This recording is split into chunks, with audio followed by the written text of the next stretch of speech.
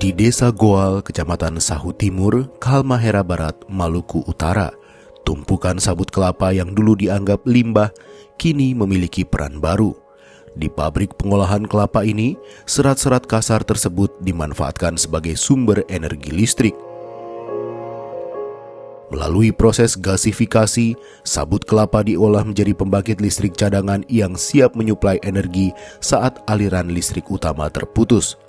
Sebuah inovasi lokal yang mengubah sisa produksi menjadi penopang keberlanjutan. PT Dewa Agrikoko Indonesia atau Dewa Koko adalah salah satu yang melakukannya. Dari pabrik yang berlokasi sekitar 2 km dari Jalan Raya Transgoal, sabut kelapa diubah menjadi sumber listrik. Adapun Dewa Koko yang berdiri tahun 2020 lalu adalah perusahaan pengolahan kelapa terintegrasi yang berada di kelompok bisnis PT Royal Agro Industri atau RAI. Selain di Halmahera Barat, RAI juga membawakan 2 pabrik lainnya, yakni PT Trimustika Koko Minaesa di Sulawesi Utara dan PT Samudra Koko Indonesia di Kalimantan Tengah.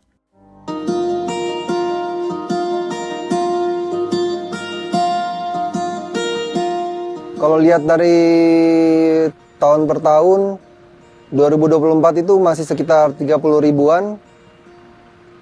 Masuk 2025 di awal juga 30 ribuan, pertengahan masuk ke 50 ribuan.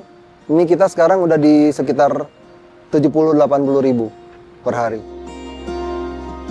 Setiap hari, pabrik Dewa Koko bisa memproses hingga 80.000 butir kelapa menjadi 8,8 ton tepung kelapa dengan rendemen 13,5% per hari. Tepung kelapa itu dikirim ke Cina, Mesir, Turki, dan sejumlah negara di Eropa. Selain tepung kelapa yang berorientasi ekspor, Dewa Koko juga memproduksi minyak kelapa mentah atau crude coconut oil dari daging kelapa kering. Setiap bulan, produksi CNO mencapai 20 ton dengan tujuan pasar domestik melalui mekanisme business to business.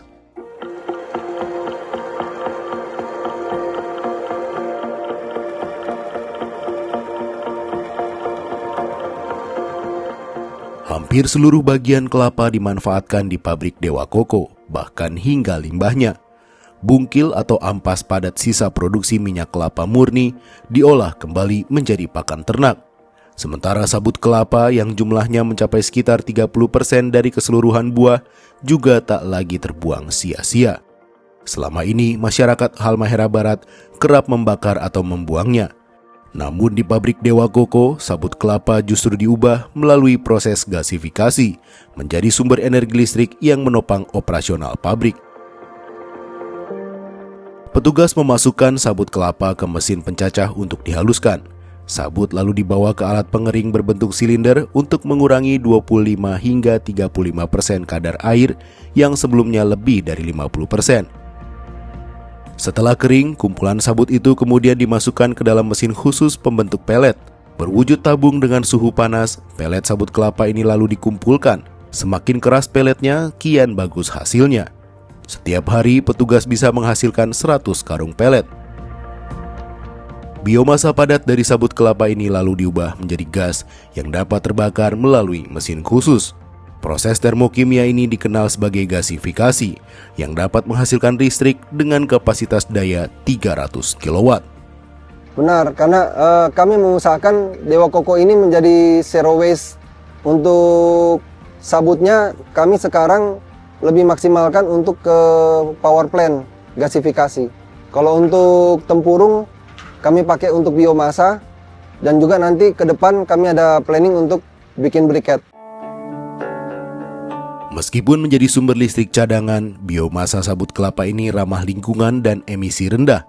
Selain pembangkit listrik dari biomasa, Dewa Koko juga menggunakan pembangkit listrik tenaga surya berkapasitas 75 kW.